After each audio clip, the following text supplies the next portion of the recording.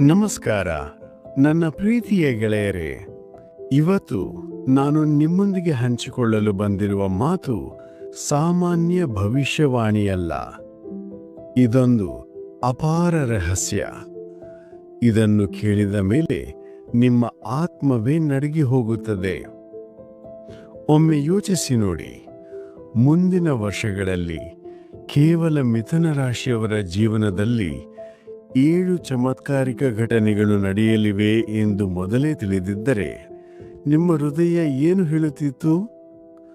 ಹೌದು, ನಾನು ಮಾತನಾಡುತ್ತಿರುವುದು 2026 ಮತ್ತು 2027 ಬಗ್ಗೆ. ಈ 2 ವರ್ಷಗಳು ನಿಮ್ಮ ಭಾಗ್ಯವನ್ನು ರಾತ್ರೋರಾತ್ರಿ ಬದಲಾಯಿಸಿ ಬಡವನ ಒಡಲಲ್ಲಿ ಖಜಾನೆ ತುಂಬಿದಂತೆ ಮಾಡಲಿವೆ. ಆಶ್ಚರ್ಯದ ಸಂಗತಿ ಎಂದರೆ, ಈ ಘಟನೆಗಳ ಭವಿಷ್ಯವಾಣಿಯನ್ನು ಮಾಡಿದ್ದರು ಬಾಬಾ ವೇಂಗಾ. ಅದೇ ಬಾಬಾ ವೇಂಗಾ ಅವರ ಮಾತುಗಳು ಇಂದಿಗೂ ಜಗತ್ತನ್ನೇ ನುಡುಗಿಸುತ್ತವೆ. ಗೆಳೆಯರೇ, ಹೇಳ್ತಾರಲ್ಲ, ಭಾಗ್ಯ ಯಾವಾಗಲೂ ಬಾಗಿಲಿಗೆ ತಟ್ಟುವುದಿಲ್ಲ. ಕೆಲವೊಮ್ಮೆ ಅದು ನೇರವಾಗಿ ಮನೆಯೊಳಗೆ ಬಂದು ಕುಳಿತುಕೊಳ್ಳುತ್ತದೆ. ಮುಂದಿನ ಸಮಯ ಮಿಥುನ ರಾಶಿಯವರಿಗೆ ಹಾಗೆಯೇ ಮಾಡಲಿದೆ. ಆದ್ದರಿಂದ ಇವತ್ತಿನ ಈ ವಿಡಿಯೋದಲ್ಲಿ ನಾನು ನಿಮಗೆ ಹೇಳಲಿದ್ದೇನೆ, 2026-2027ರಲ್ಲಿ ಮಿಥುನ ರಾಶಿಯ ಜೀವನವನ್ನೇ ಬದಲಾಯಿಸಿ ಬಿಟ್ಟುವ 7 ದೊಡ್ಡ ಘಟನೆಗಳ ಬಗ್ಗೆ. ಆದರೆ ಮುಂದೆ ಹೋಗುವ ಮೊದಲು ಹೃತ್ಪೂರ್ವಕವಾಗಿ ಒಂದು ಆಹ್ವಾನ. ಈ ದಿವ್ಯ ಸಂದೇಶ ಕೇವಲ ನಿಮ್ಮವರಿಗೆ ಮಾತ್ರವಲ್ಲ, ತಮ್ಮ ಭಾಗ್ಯಕ್ಕಾಗಿ ಕಾಯುತ್ತಿರುವ ಪ್ರತಿಯೊಬ್ಬರಿಗೂ ತಲುಪಬೇಕು ಎಂದಿದ್ದರೆ ಈ ಕ್ಷಣವೇ ಚಾನೆಲ್ ಸಬ್ಸ್ಕ್ರೈಬ್ ಮಾಡಿ, ಬೆಲ್ ಐಕಾನ್ ಒತ್ತಿ. ಈಗ ಸಿದ್ಧರಾಗಿ, ಒಂದು ಅದ್ಭುತ ಬಹಿರಂಗಪಡಿಸುವ ಪಯಣ ಶುರುವಾಗುತ್ತಿದೆ. ಮಿಥುನ ರಾಶಿ 2026-27 ಇಂತಹ ವರ್ಷಗಳು ಪದೇ ಪದೇ ಬರುವುದಿಲ್ಲ. ಗೆಳೆಯರೇ, ಇವತ್ತು ನಾವು ಚರ್ಚಿಸಲಿರುವ 7 ಘಟನೆಗಳನ್ನು ಸ್ವತಃ ಬಾಬಾ ವೇಂಗಾ ತಮ್ಮ ಭವಿಷ್ಯವಾಣಿಗಳಲ್ಲಿ ಸೂಚಿಸಿದ್ದಾರೆ. ಆಶ್ಚರ್ಯಕರ ಸಂಗತಿ ಎಂದರೆ, ಈ 7 ಘಟನೆಗಳು ಬೇರೆ ಯಾವ ರಾಶಿಗೂ ಅಲ್ಲ, ನೇರವಾಗಿ ಮಿಥುನ ರಾಶಿಯವರ ಭಾಗ್ಯದಲ್ಲಿ ಬರೆದಿರುವವು. ಘಟನೆ 1, ಆಕಸ್ಮಿಕ ಧನ ಮತ್ತು ಸಂಪತ್ತಿನ ವರದಾನ. 2026ರ ಮೊದಲ ತಿಂಗಳಿನಿಂದಲೇ ಮಿಥುನ ರಾಶಿಯವರಿಗೆ ಆಕಸ್ಮಿಕ ಧನಲಾಭದ ದೊಡ್ಡ ಅವಕಾಶಗಳು ಬರುತ್ತವೆ. ಬಾಬಾ ವೇಂಗಾ ಹೇಳಿದ್ದರು, ಗಾಳಿಯಂತೆ ಓಡಾಡುವ ಜನರಿಗೆ ಅನಿರೀಕ್ಷಿತ ಧನ ಬರುತ್ತದೆ. ಮಿಥುನ ರಾಶಿ ವಾಯುತತ್ವದ ರಾಶಿ ಎಂದು ನಮಗೆಲ್ಲ ಗೊತ್ತು. ಹಳೆಯ ಜಮೀನು, ಸ್ಥಗಿತಗೊಂಡ ಆಸ್ತಿ ಅಥವಾ ಆಕಸ್ಮಿಕ ಆಫರ್ನಿಂದ ನಿಮ್ಮ ಕನಸಿನಲ್ಲಿಯೂ ಊಹಿಸದಷ್ಟು ಲಾಭ ಬರುತ್ತದೆ.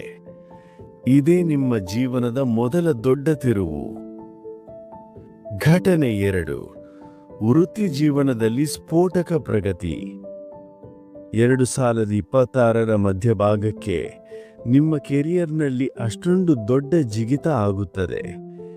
ನೀವೇ ಆಶ್ಚರ್ಯಪಟ್ಟು, ಇದೇನಾ ನಾನು ನಿನ್ನೆವರೆಗೆ ಹೋರಾಟ ಮಾಡುತ್ತಿದ್ದ ನಾನು ಎಂದುಕೊಳ್ಳುವಿರಿ. ನಿಮ್ಮ ಶ್ರಮಕ್ಕೆ ಗೌರವ ಸಿಗುತ್ತದೆ. ಹೊಸ ಉದ್ಯೋಗ, ಪ್ರಮೋಷನ್ ಅಥವಾ ಸ್ವಂತ ವ್ಯಾಪಾರ ಶುರು ಮಾಡಲು ಇದಕ್ಕಿಂತ ಉತ್ತಮ ಸಮಯ ಬರುವುದಿಲ್ಲ. ಬಾಬಾ ವೇಂಗಾ ಹೇಳಿದ್ದರು, ಬದಲಾಗುತ್ತಿರುವ ಗಾಳಿಗಳು ಎತ್ತರಕ್ಕೆ ಕೊಂಡೊಯ್ಯುತ್ತವೆ. ಮಿಥುನ ರಾಶಿಯವರು ಆ ಗಾಳಿಗಳ ಮಕ್ಕಳು. ಘಟನೆ 3, ವಿದೇಶದಿಂದ ಬರುವ ಬೃಹತ್ ಅವಕಾಶ. 2026-27ರ ಅತಿ ದೊಡ್ಡ ವರದಾನ ವಿದೇಶದಿಂದ ಬರುತ್ತದೆ. ಪ್ರವಾಸ, ಸಂಪರ್ಕ ಅಥವಾ ಹೂಡಿಕೆಯ ಮೂಲಕ ಜೀವನವನ್ನೇ ಬದಲಾಯಿಸುವ ಅವಕಾಶ ಸಿಗುತ್ತದೆ. ಅನೇಕ ಮಿಥುನ ರಾಶಿಯವರು ವಿದೇಶಕ್ಕೆ ಹೋಗಿ ತಮ್ಮ ಗುರುತನ್ನೇ ನಿರ್ಮಿಸಿಕೊಳ್ಳುತ್ತಾರೆ. ಗಡಿಗಳು ಮುರಿದು ಜಗತ್ತಿನಾದ್ಯಂತ ಗುರುತಿಸಿಕೊಳ್ಳುವ ಸಮಯ ಇದು. ಘಟನೆ 4. ಸಂಬಂಧಗಳಲ್ಲಿ ದಿವ್ಯ ಸುಧಾರಣೆ. ಹಲವು ಮಿಥುನ ರಾಶಿಯವರು ಕಳೆದ ಕೆಲವು ವರ್ಷಗಳಿಂದ ಸಂಬಂಧಗಳಲ್ಲಿ ಬಿರುಕು ಅನುಭವಿಸುತ್ತಿದ್ದಾರೆ.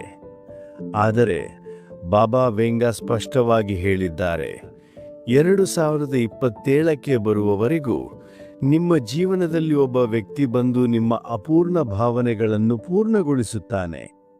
ಹಳೆಯ ಸಂಬಂಧದ ಮರಳಿ ಬರುವಿಕೆ, ಜೀವನ ಸಹಕಾರಿ ಜೊತೆಗೆ ಆಳವಾದ ಒಡನಾಟ, ಕೌಟುಂಬಿಕ ಸುಖ, ಇದೆಲ್ಲವೂ ನಿಮ್ಮ ಹೃದಯಕ್ಕೆ ಶಾಂತಿ ತಂದುಕೊಡುತ್ತದೆ. ಘಟನೆ 5. ಆಧ್ಯಾತ್ಮಿಕ ಶಕ್ತಿಯ ಎಚ್ಚರ.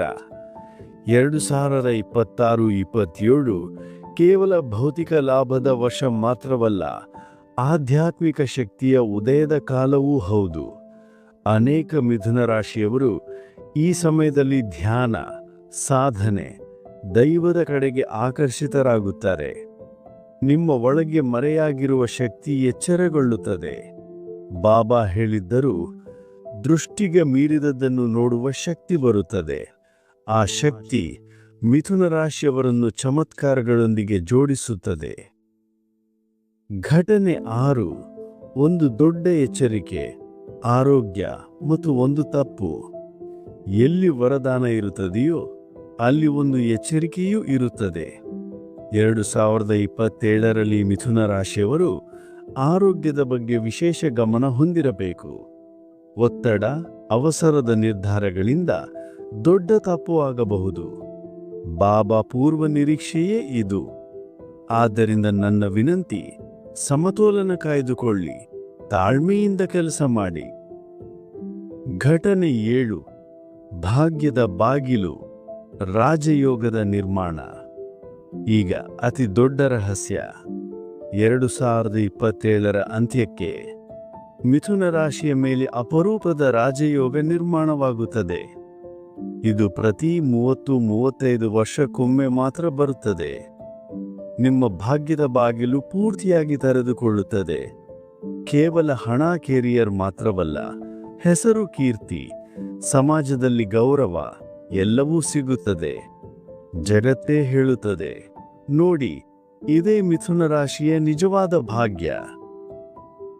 ಗೆಳೆಯರೇ, 7 ಘಟನೆಗಳು: ಧನ, ಕೆರಿಯರ್, ವಿದೇಶ ಯಾತ್ರೆ, ಸಂಬಂಧಗಳು, ಆಧ್ಯಾತ್ಮಿಕ ಶಕ್ತಿ, ಒಂದು ಎಚ್ಚರಿಕೆ ಮತ್ತು ಅಂತಿಮವಾಗಿ ರಾಜಯೋಗ. ಇಂತಹ ವರ್ಷಗಳು ಪದೇ ಪದೇ ಬರುತ್ತವೆ? ಇಲ್ಲ, ಇದು ಒಮ್ಮೆಯೇ ಬರುತ್ತವೆ, ಮತ್ತು ಅದು ಕೇವಲ ಮಿಥುನ ರಾಶಿಯಲ್ಲಿ ಜನಿಸಿದ ಭಾಗ್ಯವಂತರಿಗೆ ಮಾತ್ರ. ಆದ್ದರಿಂದ ಸಿದ್ಧರಾಗಿ. 2026 ಮತ್ತು 2027 ನಿಮ್ಮ ಜೀವನದ ಚಿನ್ನದ ಅಧ್ಯಾಯವಾಗಿ ಬರೆಯಲಿವೆ. ಕೇವಲ ಒಂದೇ ಮಾತು ನೆನಪಿನಲ್ಲಿಡಿ: ನಂಬಿಕೆ ಇರಲಿ, ತಾಳ್ಮೆ ಇರಲಿ, ಸ್ವಂತ ಮೇಲೆ ವಿಶ್ವಾಸವಿರಲಿ. ಯಾಕೆಂದರೆ ಮುಂದಿನ ಸಮಯ ನಿಮ್ಮದು. ಈ ವಿಡಿಯೋ ಇಷ್ಟವಾದರೆ ಲೈಕ್ ಮಾಡಿ, ಶೇರ್ ಮಾಡಿ, ಕಾಮೆಂಟ್ನಲ್ಲಿ ಜೈ ಮಿಥುನ ರಾಶಿ ಎಂದು ಬರೆಯಿರಿ. ಮತ್ತೆ ಭೇಟಿಯಾಗೋಣ. ನಮಸ್ಕಾರ. ರಾಶಿ ಎಂದು ಬರೆಯಿರಿ. ಮತ್ತೆ ಭೇಟಿಯಾಗೋಣ. ನಮಸ್ಕಾರ.